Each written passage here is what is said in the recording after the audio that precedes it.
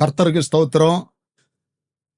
மீண்டுமாய் சத்தியத்தின் நேர நிகழ்ச்சியின் மூலம் உங்களை சந்திப்பதில் மிகவும் சந்தோஷப்படுகிறேன். இந்த இரவு உங்களுக்கு ஒரு ஆசீர்வாதமான இரவாய் இருக்கும். கர்த்தர் உங்களை, உங்களுடைய குடும்பங்களை ஆசீர்வதிப்பார்.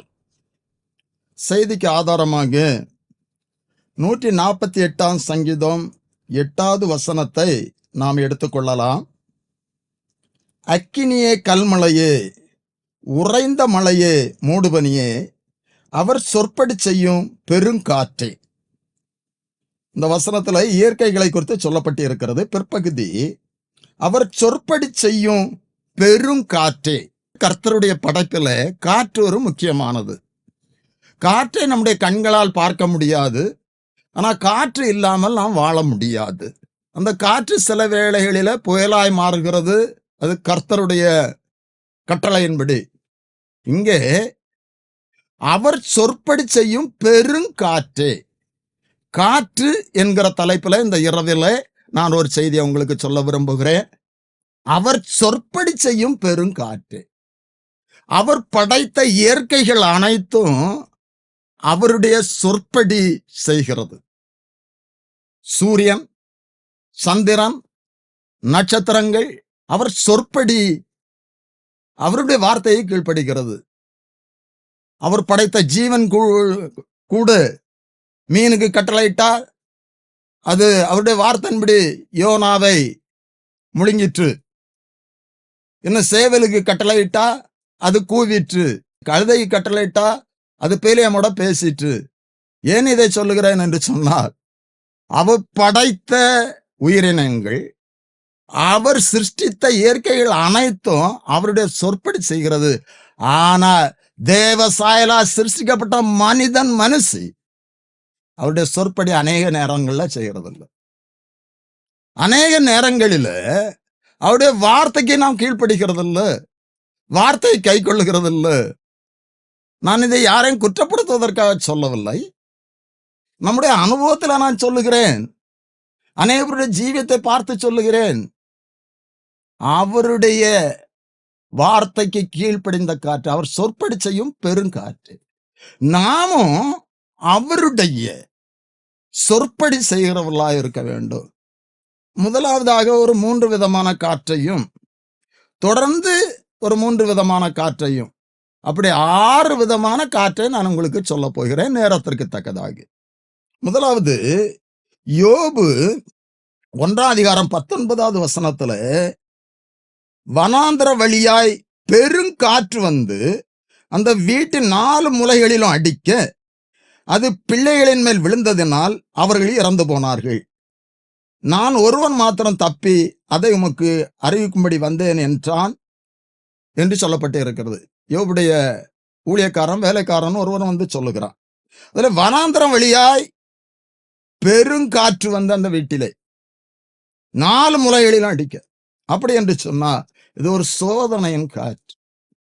யோபு கர்த்தருக்கு பயந்தவர் தான். கர்த்தரே சொன்னார், யோபு 1ஆம் அதிகாரம் 8வது வசனத்துல, கர்த்தர் சாத்தானை நோக்கி, என் தாசனாகிய யோபின் மேல் கவனம் வைத்தாயோ, உத்தமனும் சன்மார்க்கனும் தேவனுக்கு பயந்து பொல்லாப்புக்கு விலகுவனுமாகிய அவனை போல் பூமியில் ஒருவனும் இல்லை, பூமியில் ஒருவனும் இல்லை. இந்த வார்த்தையை கேட்டு கொண்டிருக்கிற நீங்கள் கர்த்தருக்கு பயந்து நடப்பவர்களாய் காணப்படலாம், குடும்பமாய் கர்த்தரை சேவிக்கிறவர்களாய் ஆராதிக்கிறவர்களாய் காணப்படலாம். ஆனால் அவர்கள் மேலதான் சாத்தான் கவனம் வைக்கிறான். அவர்களுக்கு விரோதமா தான் அதிகமான போராட்டங்கள் வருகிறது. கர்த்தரும் சில சூழ்நிலைகளை அனுமதிக்கிறார். என் தாசனாகிய யோபின் மேல் கவனம் வைத்தாயோ, நீர் வேலை அடைக்கவில்லையோ என்று சொன்னான். இப்போ முதலாவதா நான் உங்களுக்கு சொல்லுகிறது, இங்கே வனாந்திர வழியாய் வந்த ஒரு பெருங்காற்று 4 மூலைகளில் மோதி பிள்ளைகள் அனைவரும் அழிந்து இறந்து போனார்கள். சோதனையின் காற்று. நம்முடைய வாழ்க்கையிலும் கூட இப்படிப்பட்டதான சோதனையின் காற்று இந்த நாட்களில நீங்கள் புரிந்து கொள்ளுங்கள்.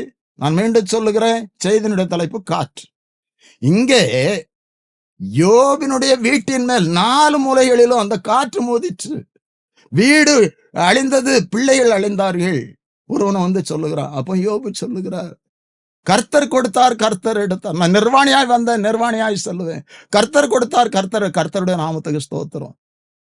நாம் அப்படி சொல்ல நம்முடைய வாழ்க்கையில ஒரு பிரச்சனைகள் வரும்போது நம்மால் அப்படி சொல்ல முடியாதவர்களாய் காணப்படலாம். ஆனா ஒன்றை நாம் புரிந்து கொள்ள வேண்டும்.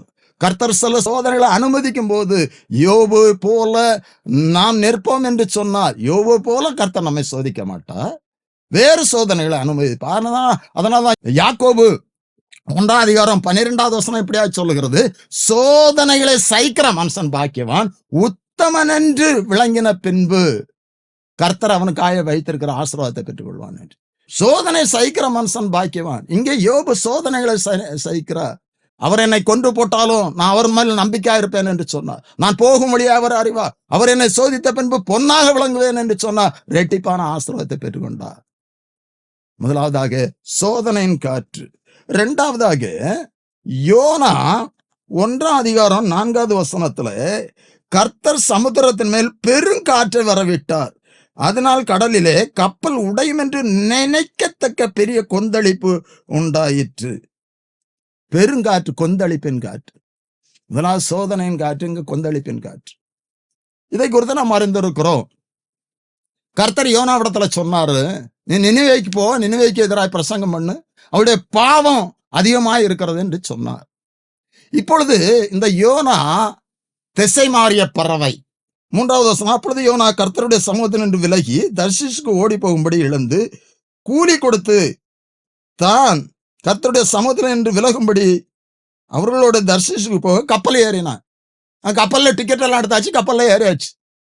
இப்பொழுது நன்றாய் புரிந்து கொள்ளுங்கள், யோனாவிடத்துல கர்த்தர் சொன்னார், நீ நினிவேக்கு போ என்று சொன்னார்.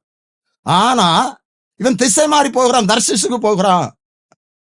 இங்கே அவன் ஏறின அந்த கப்பல்ல கொந்தளிப்பு உண்டாகத்தக்கதாக இங்க ஒரு பெருங்காற்று என்று சொல்லப்பட்டு இருக்கிறது. பெருங்காற்றை கட்டளையிட்டார். இதுல ஒரு சத்தியத்தை நான் உங்களுக்கு சொல்ல விரும்புகிறேன். தேவ பிள்ளைகளே, கர்த்தர் கூட நம்மோடு உணர்த்துவா. நான் இப்படியாக நடக்க வேண்டும் என்று சொல்லுவா. நான் சில இடங்களுக்கு செல்ல வேண்டும் என்று சொல்லுவா. என்னுடைய ஊழிய அனுபவத்துல நான் உங்களுக்கு சொல்லுகிறேன், எனக்கு ஒரு இடத்தை கர்த்தர் காட்டினார். அந்த இடத்துல நான் ஊழியம் செய்யத்தக்கதாக என்ன உணர்த்தினார். போன பொழுது இப்படிப்பட்டதான பெரிய கொந்தளிப்பு. 2002 முதல் பெட்டிஷன், தமிழ்நாட்டில் முதல் பெட்டிஷன் என் பேர்ல, நான் மதம் மாற்றுகிறேன் என்று சொல்லி போலீஸ் அதிகாரிகள் என்னை அழைத்து சொன்னார்கள், சில நாட்கள் உங்களை நாங்கள் கைது செய்வோம் என்று சொல்லி. ஆனால் கர்த்தருடைய கிருபையினால் அந்த இடத்துல என்ன நிற்க செய்தா, அந்த இடத்துல ஒரு ஊழியத்தை கட்ட செய்தா, ஒரு சின்ன சபையை நடத்த கர்த்தர் கிருபை செய்திருக்கிறார்.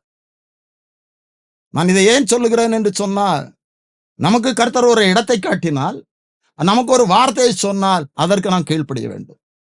இங்க யோனா திசை மாறி போனான். கப்பலிலே கொந்தளிப்பு, பெருங்காற்று. இப்போ கப்பலில் இருந்த அனைவரும் அங்கலாய்த்து கொண்டு இருக்கிறார்கள். இது யாரால் இது வந்தது என்று சொல்லி அவரவர் தங்களுடைய தெய்வங்களை வேண்டுங்கள் என்று சொல்லுகிறார் கப்பல் மாலுமி. இன்னும் இது யாரால் வந்தது என்று சொல்லி கண்டுபிடிக்கத்தக்கதாக சீட்டு போட்டார்கள். சீட்டு யோனாவின் மேல் விழுந்தது. யோனாவிடத்தில் கேட்கும்போது அவன் காரியத்தை சொல்லுகிறான். அவர்கள் இன்னும் அதிகமாய் தண்டு வலிக்கிறார்கள். நாமும் அப்படித்தான். சில பிரச்சனைகள் வரும்போது கர்த்தரின் நோக்கத்தை, சித்தத்தை அறியாதபடி நம்முடைய சுய முயற்சியில தண்டு வலிப்போ, நிறைய முயற்சி செய்வோம். ஆனால் அந்த முயற்சிகள் பலன் கொடுக்காது. இப்பொழுது யோனாவிடத்துல கேட்ட பொழுது என்னை தூக்கி போட்டு விடுங்கள் என்று சொன்னான். அவனை தூக்கி போட்ட போது அந்த யோனா 1:14 அப்பொழுது அவர்கள் கர்த்தர் நோக்கி கூப்பிட்டு, கர்த்தாவே, இந்த மனுஷனுடைய ஜீவன் நிமித்தம் எங்களை அழித்து போடாதையும், குற்றமில்லாத இரத்தப்பழி எங்கள் மேல சுமத்தாதையும், தேவரீர் கர்த்தர் உமக்கு சுத்தமா இருக்கிறபடி செய்கிறீர் என்று சொல்லி யோனாவை எடுத்து சமுத்திரத்திலே போட்டு விட்டார்கள். இப்பொழுது கொந்தளிப்பு நின்று விட்டது. ஒரு காரியத்தை கூட நான் உங்களுக்கு சொல்ல விரும்புகிறேன். இன்றைக்கு நம்முடைய வாழ்க்கை என்னும் கப்பலில கொந்தளிப்புகள் காணப்படலாம். அதற்கு சில காரணங்கள் இருக்கலாம். அதை மாற்றும் பொழுது கொந்தளிப்பு மாறும், அமைதல் உண்டாகும். இன்றைக்கு நாம் விட்டுவிட வேண்டியதை விட்டுவிட வேண்டும். கர்த்தருடைய பிள்ளைகளாக இருந்தாலும் கூட அநேக பிறந்த நாட்களில கர்த்தருக்கு பிரியமில்லாத காரியத்தை செய்கிறார்கள். கர்த்தருக்கு பிரியமில்லாத காரியங்கள் உங்களிடத்துல இருக்கும். அது இப்படிப்பட்டதான கொந்தளிப்பை கொண்டு வரும். இன்று இரவில் அதை எடுத்து நீங்கள் போட்டு விடுங்கள். யோவான் 6:18 கூட பெருங்காற்று அடித்தபடியினால் கடல் கொந்தளித்தது. அதை இயேசு கிறிஸ்து அமைதல்படுத்தினார் என்று சொல்லி பார்க்கிறோம். மூன்றாவதாக மத்தேயு 7:25, 26 நாம் படிக்கும் போது, இயேசு மலை பிரசங்கத்தில் அநேக காரியங்களை சொல்லி இந்த வார்த்தைகளின்படி செய்கிறவன் என்று சொல்லப்பட்டு இருக்கிறது. 25வது வசனம் 24வது வசனத்தில் எப்படியா சொல்லப்பட்டு, ஆகையால் நான் சொல்லி இந்த வார்த்தைகளை கேட்டு இவைகளின்படி செய்கிறவன் எவனோ அவன் கண்மலையின் மேல் தன் வீட்டை கட்டினா புத்தியுள்ள மனுஷனுக்கு ஒப்பிடுவேன். பெருமழை சேர்ந்து பெரும் வெள்ளம் வந்து காற்றடித்து. அப்போ நான் கர்த்தருடைய பிள்ளைகளா இருந்தாலும், கர்த்தருக்கு பிரியமா இருந்தாலும், நம்முடைய வாழ்க்கையில இப்படிப்பட்டதான காற்றுகள், போராட்டத்தின் காற்றுகள் நம்முடைய வாழ்க்கையில வீசும். காற்றடித்து அந்த வீட்டின் மேல் மோதியும் அது விழவில்லை. அங்கே யோபினுடைய வீட்டின் 4 மூலைகளிலும் காற்று மோதித்து கர்த்தர் அதை அனுமதித்தார். அதனால் அந்த வீடு விழுந்தது, பிள்ளைகள் மரித்தார்கள். ஆனால் இங்கு சொல்லப்பட்டு இருக்கிறது, பெருமழை சொரிந்து பெருங்காற்று வீசினாலும் கூட பெரும் வெள்ளம் வந்து காற்றடித்து அந்த வீட்டிலே மோதியும் அது விழவில்லை. காரணம் என்னன்னு சொன்னார், வார்த்தையின்படி கட்டப்பட்டது. ஆனால் அதே அனுபவத்துல அடுத்த வசனம் சொல்லுகிற, நான் சொல்லி இந்த வார்த்தைகளை கட்டி இவைகளின்படி செய்யாதிருக்கிறவன் எவனோ அவன் தன் வீட்டை மணலின் மேல் கட்டினா புத்தியுள்ள மனுஷனுக்கு ஒப்பிடும். பெருமழை சொரிந்து பெருங்காற்று பெரு வெள்ளம் வந்து காற்றடித்து அதன் வீட்டின் மேல் மோதின போது விழுந்து முழுவதும் அழிந்தது. அப்படி என்று சொன்னால் ஒரு வீட்டின் மேல் காற்று மோதுகிறது, அந்த வீடு விழவில்லை. காரணம், கர்த்தருடைய வார்த்தையின்படி கட்டப்பட்டது. இன்னொரு வீட்டின் மேல் காற்று மோதுகிறது, அது விழுந்து விடுகிறது. இது போராட்டத்தின் காற்று. அன்பான தேவனுடைய பிள்ளைகளே, இன்று கர்த்தருடைய வாழ்க்கையின்படி நாம் கட்டப்பட்டவர்களாய் காணப்பட வேண்டும். நம்முடைய குடும்பம் கட்டப்பட்டதாக காணப்பட வேண்டும். அவருடைய வார்த்தையின்படி நான் ஜீவிப்போம் என்று சொன்னால் எப்படிப்பட்டதான காற்று நம்முடைய வாழ்க்கையில வீசினாலும் கூட அந்த வீடு விழாது, அந்த வாழ்க்கை அழியாது. 3 விதமான காற்றை நான் உங்களுக்கு சொன்னேன். சோதனையின் காற்று, அதுதான் யோபனுடைய வாழ்க்கையில வீசியது.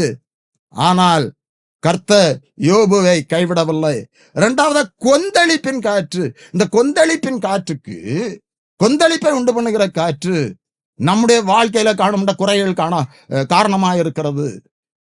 யோனா திசை மாறி சென்ற காரணத்தினால் அவன் பயணம் செய்த அந்த கப்பலிலே கொந்தளிப்பு உண்டாயிற்று. பெருங்காற்று வீசினதுனால் கொந்தளிப்பு உண்டாயிற்று. நாம் உணர்ந்து கொள்ள வேண்டும், ஒப்பு கொடுக்க வேண்டும். 3வதாக போராட்டத்தின் காற்று. அந்த காற்று வீசினாலும் அவருடைய வார்த்தையின்படி நாம் கட்டப்படுவோம் என்று சொன்னால், நம் வார்த்தையின்படி ஜீவிப்போம் என்று சொன்னால் அந்த வீடு விழாது. தொடர்ந்து இன்னொரு 3 காற்றை நான் உங்களுக்கு சொல்ல விரும்புகிறேன். இது நம்முடைய வாழ்க்கையில நன்மைகளை கொண்டு வருகிற காற்று. நம்முடைய வாழ்க்கையில வீசத்தக்கதாக நாம் தகுதியுள்ளவர்களாய் காணப்பட வேண்டும். முதலாவது ஆதியாகமம் 8ஆம் அதிகாரம் 1 வசனத்துல நாம் எப்படியா படிக்கிறோம், தேவன் நோவாவையும் அவனோடு பேழையில் இருந்த சகல காட்டு மிருகங்களையும் சகல நாட்டு மிருகங்களையும் நினைத்தருளினார். தேவன் பூமியின் மேல் காற்றை வீச பண்ணினார், அப்பொழுது ஜலம் அமர்ந்தது. நினைவு கூறும் காற்று. அன்பான என்னுடைய பிள்ளைகளை புரிந்து கொள்ளுங்கள். இங்கே நோவாவும் அவனுடைய குடும்பமும் மிருகங்களும் பேழைக்குள் இருந்தார்கள். 150 நாள் அளவும் ஜலம் பிரவாகித்து கொண்டிருந்தது. ஜலம் அதிகமாக இருந்தது. நோவா வெளியில் வர முடியாத ஒரு சூழ்நிலை. இப்பொழுது நோவா பேழையை விட்டு வெளியே வர வேண்டும் என்று சொன்னால் தண்ணீர் வற்ற வேண்டும். அந்த தண்ணீர் வற்ற வேண்டும் என்று சொன்னால் காற்று வீச வேண்டும். நாமும் அப்படித்தான் அநேக பிரச்சனைகளிலிருந்து விடுபட முடியாதபடி, வெளியே வர முடியாதபடி காணப்படுவோம். இந்த இரவுல நான் உங்களுக்கு சொல்லுகிறேன், அந்த பிரச்சனை தீரத்தக்கதாக கர்த்தர் நம்முடைய வாழ்க்கையில காற்றை வீச பண்ண போகிறார். சிலவங்க சொல்லுவாங்க, அவங்க பக்கமா காற்று வீசுதுன்னு சொல்லுவாங்க. இன்றைக்கு நமது பக்கமாய் காற்று வீச போகிறது. இந்த வார்த்தையை கேட்டுக்கொண்டிருக்கிற தேவ பிள்ளைகளை நான் கர்த்தருடைய நாமத்திலே சொல்லுகிறேன், நாமும் கர்த்தருக்கு பயந்து நடப்போம் என்று சொன்னார் எந்த பிரச்சனைகள் வந்தாலும் கர்த்தர் நம்மை பாதுகாப்பா. பேழைக்குள் நோவாவையும் குடும்பத்தையும் பாதுகாத்த கர்த்தர். ஜலம் அதிகமாய் காணப்பட்டது. அந்த ஜலம் வற்றினால்தான் நோவா வெளியே வர முடியும். கர்த்தர் அதை அறிந்திருந்தா காற்றை வீச பண்ணினா இன்று உங்களுடைய வாழ்க்கையில கர்த்தர் அப்படிப்பட்டதான காற்றை வீச பண்ணுவா. எந்த பிரச்சனையினால நீங்கள் வெளியே வர முடியாதபடி இருக்கிறீர்களோ, சில பேர் சொல்லுவாங்க, நான் வெளியே தலை காட்ட முடியவில்லை, என்னுடைய வாழ்க்கையில அதிகமான பிரச்சனை என்று சொல்லி, நான் கர்த்தருடைய கிருபையினால் கர்த்தருடைய நாமத்துல சொல்லுகிறேன், அன்பான சகோதரி சகோதரா, உன்னை வெளியே கொண்டு வரத்தக்கதான ஒரு காற்றை இந்த இரவிலே கர்த்தர் உங்களுடைய வாழ்க்கையில வீச பண்ண போகிறார். உங்களுடைய வாழ்க்கையில அற்புதத்தை செய்ய விரும்புகிறார். நோவாவை போன்று கர்த்தருக்கு பயந்தவர்களாய் நாம் காணப்படுவோம். இங்கே காற்று வீசியது. நோவா பேழையின் மேல் தட்டை எடுத்து பார்த்தான், பூமியின் மேல் ஜலம் இல்லாதிருந்தது. 16வது வசனத்துல, நீயும் உன்னோடு கூட உன் மனைவியும் உன் குமாரரும் உன் குமாரன் மனைவிகளும் பேழை விட்டு புறப்படுங்கள், பேழை விட்டு புறப்பட வேண்டும் என்று சொன்னால் சுற்றிலும் காணப்படுகின்ற ஜலம் வற்ற வேண்டும், ஜலம் வற்ற வேண்டும் என்று சொன்னால் கர்த்தர் காற்றை வீச பண்ணி அற்புதம் செய்தார். அவர்கள் வெளியே வந்தார்கள். அப்போ இது நினைவு கூறும் காற்று, நினைவு கூறும் காற்று. பேழைக்குள் இருந்த நோவாவையும் குடும்பத்தையும் சகல காட்டு மிருகங்களையும் நாட்டு மிருகங்களையும் அவர் நினைத்தருளினார் என்று சொல்லப்பட்டு இருக்கிறது. அப்படி என்று சொன்னால் இந்த காற்றுக்கு நான் பெயரிடுகிறேன் நினைவு கூறும் காற்று. இந்த காற்று நம்முடைய வாழ்க்கையில வீசும்போது நம்மை சுற்றிலும் காணப்படுகின்ற பிரச்சனைகள் மாறும். கர்த்தருடைய பெரிதான விடுதலையை நாம் பெற்றுக்கொள்ள முடியும். தேவ பிள்ளைகளே, அவர் நினைவு கூறுகிற தெய்வம். அதற்கு ஒரு வசனத்தை கூட நான் உங்களுக்கு சொல்ல விரும்புகிறேன். யாத்திராகமும் 2ஆம் அதிகாரம் 24வது வசனத்துல, தேவன் அவர்கள் பெருமூச்சை கேட்டு தாம் ஆபிரகாமோடும் ஈசாக்கோடும் யாக்கோபோடும் செய்த உடன்படிக்கையை நினைவு கூர்ந்தார். தேவன் இஸ்ரவேல் புத்திரரை கண்ணோக்கினார், தேவன் அவர்களை நினைத்தருளினார். அவர்களை நினைத்தருளினார். நினைவு கூறும் காற்று இது. நினைத்தருளினார், காற்றை வீச பண்ணினார். அதனால் மோசே அனுப்பினார், இஸ்ரவேல் ஜனங்களை மீட்டெடுத்தார். வேதத்தில் அனைவரை ஆதியாகமம் 19ஆம் அதிகாரம் 29வது வசனத்துல நம்ம பார்க்கிறோம். அந்த பட்டணத்தை கர்த்தர் அழிக்க நினைத்த போது ஆபிரகாமை நினைத்து லோத்துடைய குடும்பத்தையும் காப்பாற்றினார். ஆதியாகமம் 30ஆம் அதிகாரம் 22வது வசனத்துல ராகேலே நினைத்தருளினார். அவளுக்கு கர்த்தர் கிருபையாய் மகனை கொடுத்தார். அவர் நினைக்கும் போது நம்முடைய வாழ்க்கையில அற்புதங்கள் நடக்கும் போது தேவ பிள்ளைகளை நினைவு கூறும் காற்று. 2வதாக யாத்திராகமும் 14ஆம் அதிகாரம் 21, 22 வசனங்களை நாம் பார்க்கும்போது, மோசே தன் கையை சமுத்திரத்தின் மேல் நீட்டினான். அப்பொழுது கர்த்தர் ரா முழுவதும் பலத்த கீழ்காற்றினால் சமுத்திரம் ஒதுங்கும்படி செய்தார். அதை வறண்டு போக பண்ணினார். ஜலம் பிளந்து பிரிந்து போயிற்று. இஸ்ரவேல் புத்திரர் சமுத்திரத்தின் நடுவாக வெட்டாந்தரையிலே நடந்து போனார்கள். எகிப்திலிருந்து வெளியே வந்த ஜனங்களை விட்டுவிட்டது தவறு என்று சொல்லி பார்வோனுடைய இருதயம் கடினப்பட்டது. கர்த்தர் கடினப்படுத்தினார். இப்போ அவன் மீண்டுமாய் பின்தொடருகிறான். முன்பாக செங்கடல், பின்பாக பார்வோன் சேனை. கர்த்தர் நோக்கி கூப்பிட்டார்கள் என்று சொல்லி பார்க்கிறோம். ஆனாலும் அவர்கள் முறுமுறுத்தார்கள். மோசே இடத்துல முறுமுறுத்தார்கள். இப்போ மோசே இடத்துல கர்த்தர் சொன்னா 14வது வசனத்துல, மோசே ஜனங்களை பார்த்து சொல்லுகிறார், கர்த்தர் உங்களுக்கு ஆயத்தம் பண்ணுவார், நீங்க சும்மா இருப்பீர்கள். அந்த வார்த்தையை உங்களுக்கு நினைவுபடுத்துகிறேன். அநேக நேரங்கள்ல நம்ம ஒன்று செய்ய முடியாத சூழ்நிலை காணப்படுகிறது. அன்பான தேவனுடைய பிள்ளைகளே, இந்த வார்த்தையை கேட்டுக்கொண்டிருக்கிற தேவச்சனமே, நீங்கள் சும்மா இருப்பீர்கள், கர்த்தர் உங்களுக்கு யுத்தம் செய்வார், யுத்தம் செய்வார். அப்பொழுது 15வது வசனம், கர்த்தர் மோசேயை நோக்கி, நீ என்னிடத்தில் முறையிடுகிறது என்ன? புறப்பட்டு போங்கள் என்று இஸ்ரவேல் புத்திரருக்கு சொல்லு. உன் கோலை ஓங்கி உன் கையை சமுத்திரத்தின் மேல் நீட்டி சமுத்திரத்தை பிளந்து விடு. இப்பொழுது கர்த்தர் மோசேயுடைய கரத்துல ஒரு கோலை கொடுத்திருந்தா, நீ அந்த கோலை செங்கடலுக்கு நேராக நீட்டு சமுத்திரத்தை பிளந்து விடு என்று சொன்னா. இப்பொழுது அந்த 21வது வசனத்துல நம்ம படித்தோம், கீழ் காற்றினார், காற்றினார். இங்கே காற்றை வீச செய்தார். அந்த சமுத்திரம் அங்கே பிளந்தது, ஒதுங்கினது, அது முதலாய் நின்றது. இது பெரிய ஒரு அற்புதம், அற்புதத்தின் காற்று, அற்புதத்தின் காற்று.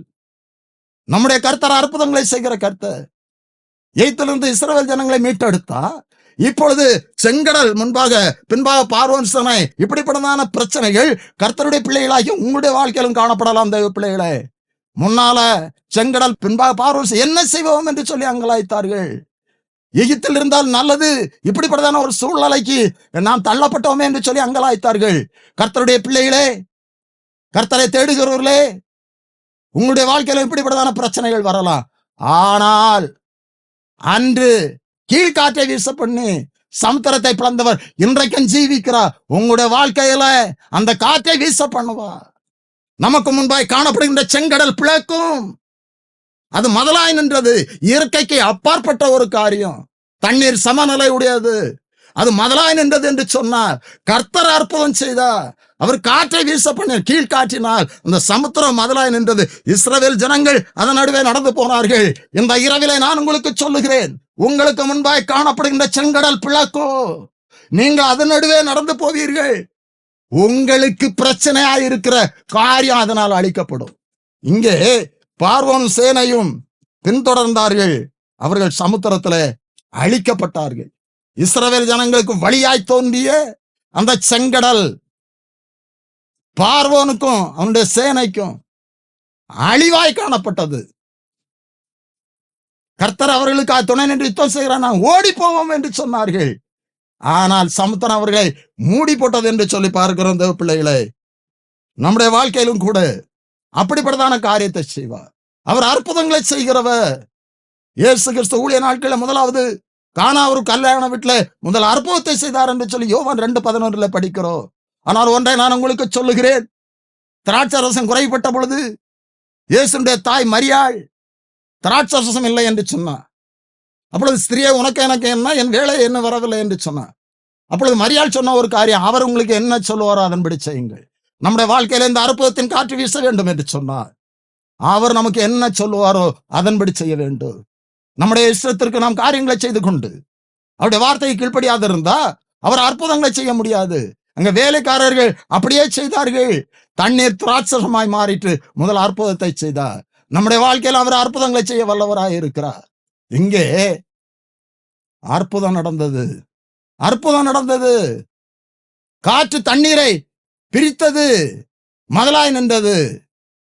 இரண்டாவதாக நான் உங்களுக்கு சொல்லுகிறது, அற்புதமான காற்றை நம்முடைய வாழ்க்கையில வீச பண்ணுவார். மூன்றாவதாக எண்ணாகமம் 11:31 இப்படியாக சொல்லப்பட்டிருக்கிறது, அப்பொழுது கர்த்தரிடத்திலிருந்து புறப்பட்ட ஒரு காற்று சமுத்திரத்திலிருந்து காடைகளை அடித்து கொண்டு வந்து பாளையத்தை சுற்றிலும் இந்த பக்கம் ஒரு நாள் பிரயாணம் மட்டும், அந்த பக்கம் ஒரு நாள் பிரயாணம் மட்டும் தரையின் மேல் 2 முழ உயரம் விழுந்து கிடக்க செய்தார். காடைகளை கொண்டு வந்த காற்று.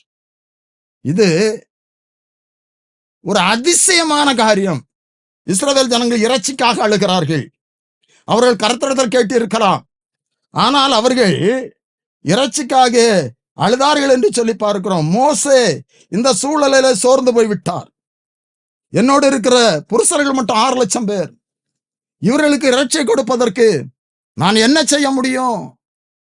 எல்லா சமுத்திரத்தில் உள்ள எல்லா மச்சங்களை சேர்த்தாலும் ஆடு மாடுகளை அடித்தாலும் இந்த இவர்களுக்கு போதாதே என்று சொல்லி அங்கலாய்த்தா. ஒரு சூழ்நிலையில இவர்களை நானா பெற்றேன், என்னை கொன்று போடும் என்று சொன்னா. இவருடைய பாரத்தை என்னால் சுமக்க முடியவில்லை என்று சொன்னா. நம்முடைய வாழ்க்கையிலும் கூட அன்பான தேவனுடைய பிள்ளைகளே, பாரங்கள் அதிகமாகும் போது நாம் சோர்ந்து போகலாம். என்னால் முடியல.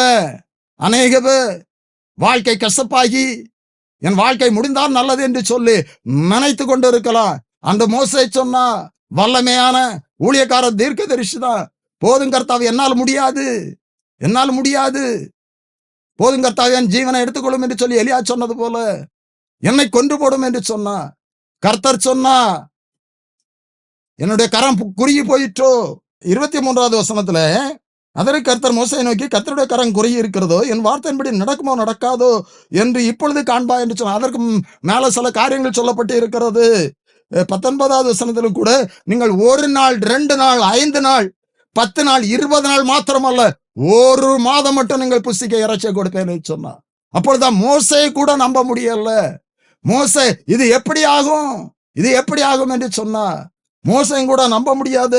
அந்த 21வது வசனத்தில் அதற்கு மோசே, என்னோடு இருக்கிற காலார்கள் 6 லட்சம் பேர் 1 மாதம் முழுவதும் புசிக்கும்படி அவர்கள் இறைச்சியை கொடுப்பேன் என்று சொன்னீரே, ஆடு மாடுகளை அவர்களுக்காக அடித்தாலும் எல்லாம் சமுத்திர மத்ஸ்யங்களை சேர்த்தாலும் அவர்களுக்கு போதுமா என்று சொல்லி மோசேயால கூட நம்ப முடியாத ஒரு சூழ்நிலை. நம்மால் எண்ண முடியாத, நம்மால் நம்ப முடியாத அதிசயங்களை செய்கிறவர் தான் நம்முடைய கர்த்தர். அந்த 31வது வசனத்துல படித்தோம், ஒரு காற்றை வீச பண்ணினார். அப்பொழுது கர்த்தரிடத்திலிருந்து புறப்பட்ட ஒரு காற்று சமுத்திரத்திலிருந்து காடைகளை கொண்டு வந்தது.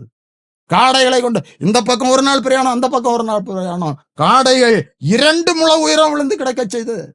அந்த காற்று 2 முழ உயரம் காடைகள். இவர்கள் எல்லாம் எடுத்து அதை புசித்தார்கள் என்று சொல்லி பார்க்கிறோம். ஆனா கர்த்தருடைய கோபம் வந்தது.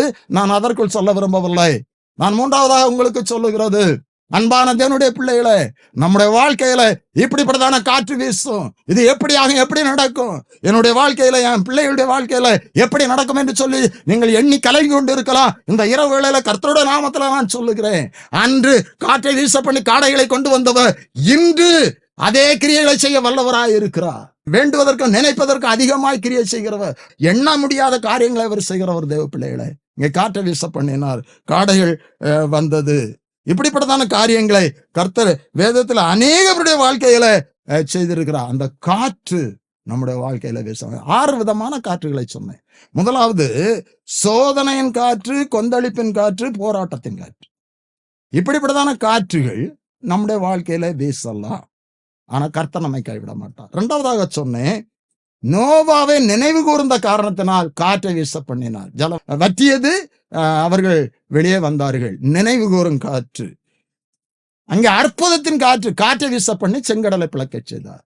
இங்கே காற்றை வீச பண்ணி காடைகளை கொண்டு வந்தார்.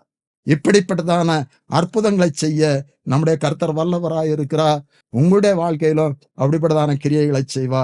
நான் ஜெபிப்போம். ஸ்தோத்திரம் அப்பா, உமக்கு ஸ்தோத்திரம், ஸ்தோத்திரம், ஸ்தோத்திரம், ஸ்தோத்திரம், ஸ்தோத்திரம்.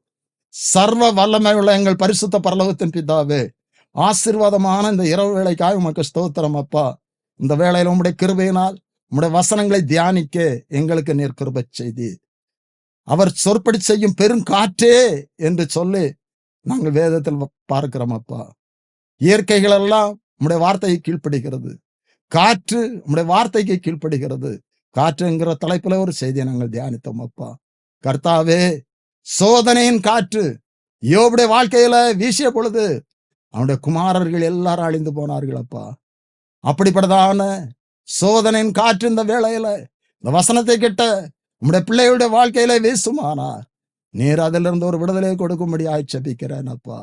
கர்த்தாவே, கிருபையுள்ள தேவனே, எங்களுடைய வாழ்க்கையில இப்படிப்பட்டதான ஒரு அனுபவம் நீர் அனுமதிக்காவிட்டாலும் கூட சோதனையின் அனுபவங்கள் உண்டப்பா. நீர் கிருபையாய் இறங்கும். அப்படியே கொந்தளிப்பை உண்டு பண்ணுகிற காற்று. யோனா திசை மாறி போன போது உம்முடைய சித்தத்திற்கு மாறி பிரயாணம் பண்ண போது அந்த கப்பலில கொந்தளிப்பு உண்டாயிற்று. காற்றினால் கொந்தளிப்பு உண்டானது. அப்படிப்பட்டதான கொந்தளிப்பு கர்த்தாவே இந்த நாட்களில் குடும்பங்களிலே காணப்படும் என்று சொன்னார். நீர் கிருபையா இறங்கும் அப்பா. எங்களுடைய குற்றங்களை மன்னித்து நீர் இறங்கும். ஒரு அமைதல் உண்டாகட்டும். கொந்தளிப்பை கர்த்தாவே மாற்றுகிற கர்த்தரப்பா. போராட்டத்தின் காற்று கர்த்தாவே, அந்த போராட்டத்தின் காற்று எங்களுடைய வாழ்க்கையில வீசும்பொழுது நாங்கள் வெற்றி பெறத்தக்கதாக உம்முடைய வார்த்தையின்படி நாங்கள் கட்டப்பட்டவர்களாய் காணப்பட எங்களுக்கு கிருபை செய்யும் அப்பா. நோவாவுடைய குடும்பமும் மிருகங்களும் பேழைக்குள் இருந்த போது கர்த்தாவை நீர் நினைவு கூர்ந்து காற்றை வீச பண்ணி ஜலம் வற்றி போயிற்று. அவர்கள் வெளியே வந்தார்கள் அப்பா. இந்த நாட்களில வெளியே வர முடியாதபடி அநேக பிரச்சனைகள் கட்டப்பட்டிருக்கிற நம்முடைய பிள்ளைகளுக்காக ஜெபிக்கிற நினைவு கூர்க்கும் காற்றை வீச பண்ணி நோவாவின் குடும்பத்தை வெளியே கொண்டு அனந்து ஆசீர்வதித்த கர்த்தர் நம்முடைய பிள்ளைகளுடைய வாழ்க்கையிலும் அப்படிப்பட்டதான கிரியைகளை நீர் செய்யும்படியாய் ஜெபிக்கிறேன் அப்பா. இஸ்ரவேல் ஜனங்களுக்கு முன்பாக செங்கடல் பின்பாக பார்வோம் சேனை செங்கடலை நீர் காற்றை வீச பண்ணி பிளக்க செய்தீரே. அற்புதத்தின் காற்று இஸ்ரவேல் ஜனங்களுக்கு நேராய் வீசியது. இந்த வார்த்தை கேட்டுக்கொண்டிருக்கிற கேட்டு ஒவ்வொருடைய வாழ்க்கையிலும் இந்த அற்புதத்தின் காற்று வீசட்டும் அப்பா. அது அப்பா, நீர் அற்புதங்களை செய்கிறவர் அப்பா. அப்படியே இஸ்ரவேல் ஜனங்கள் இறைச்சிக்காக அழுத போது மோசே என்ன செய்வோம், என்னை கொண்டு போடும் என்று சொல்லி அங்கலாய்த்த சூழ்நிலையிலும் காற்றை வீச பண்ணி காடைகளை கொண்டு வந்து அதிசயங்களை செய்த கர்த்தாவே, நாள தேவைக்காய் கஷ்டப்பட்டுக்கிற கர்த்தாவே, உம்முடைய பிள்ளைகளுக்காக என் செபிக்கிறேன் அப்பா. அவருடைய வாழ்க்கையில இப்படிப்பட்டதான அதிசயத்தின் காற்று வீசட்டும் அப்பா. இந்த வார்த்தை கேட்ட ஒவ்வொருவருக்காக கர்த்தாவே, அநேக பேர் அநேக பிரச்சனைகளிலே இருக்கிறார்கள். அநேக போராட்டத்தில் காணப்படுகிறார்கள். வியாதியோடு வேதனைப்படுகிறார்கள். கர்த்தாவே, மன பாரத்தினால் கர்த்தாவே கவலை கண்ணீர்னால் காணப்படுகிறார். ஒவ்வொருவருக்காக உடைய நாமத்துல செபிக்கிறேன். இந்த இரவு ஒவ்வொருவருக்கும் ஆசீர்வாதமா இருக்கட்டும். ஒவ்வொருடைய வாழ்க்கையிலும் கர்த்தாவே நீர் அற்புதத்தின் காற்றை வீச பண்ணி அற்புதங்களை செய்ய அதிசயங்களை செய்ய ஆசீர்வதியும். மீட்பர் இயேசு கிறிஸ்துவின் ஜெபிக்கிறோம் நல்ல பிதாவே. ஆமென்.